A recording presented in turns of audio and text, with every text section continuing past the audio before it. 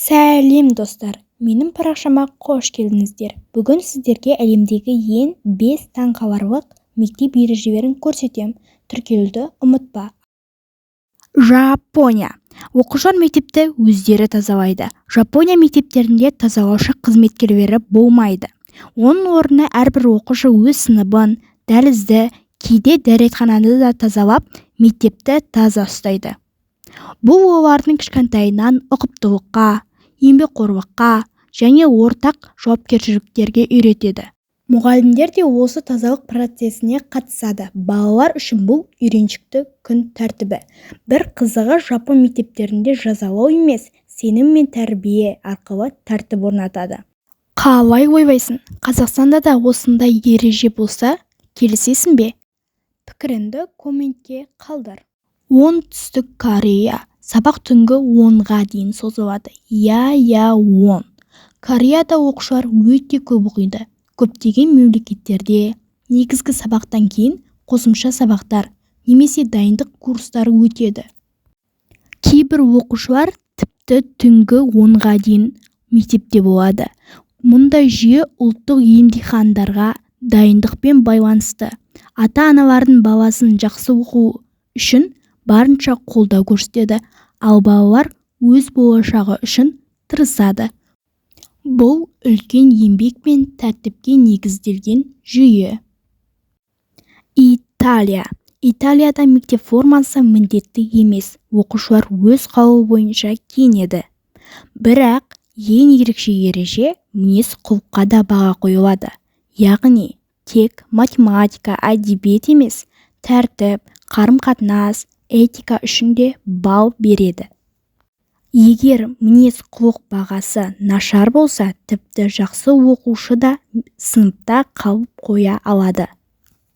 Сабақтар таңертең ерте басталып, түске дейін аяқталады.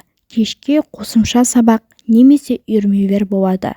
Мұғалімдер мен оқушылар арасында қатаң дистанция сақталады, әсіресе орта және жоғары сыныптарда.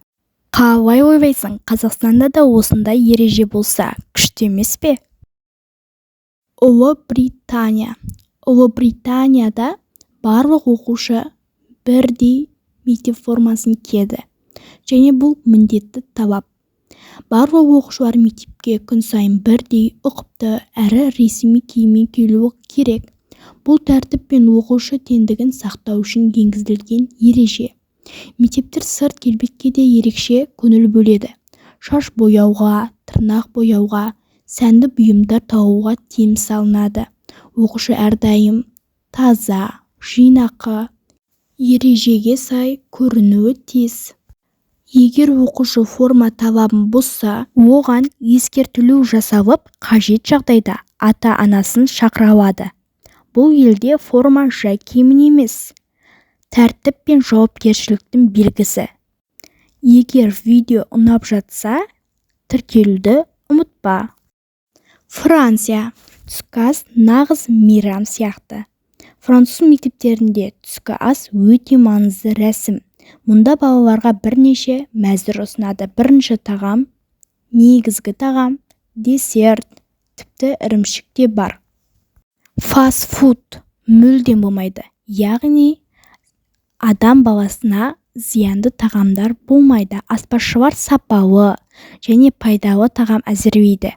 Түскі асқа арнайы уақыт бөлінеді. Балалар асықпай тамақтанады. Бұл денсаулықты сақтау мен мәдениетті тамақтануға баулудың бір бөлігі болып саналады. Сіздермен болған әлемдегі қызықтар. Егер де видео ұнаса, лайк басып, тіркелуді ұмытпайық.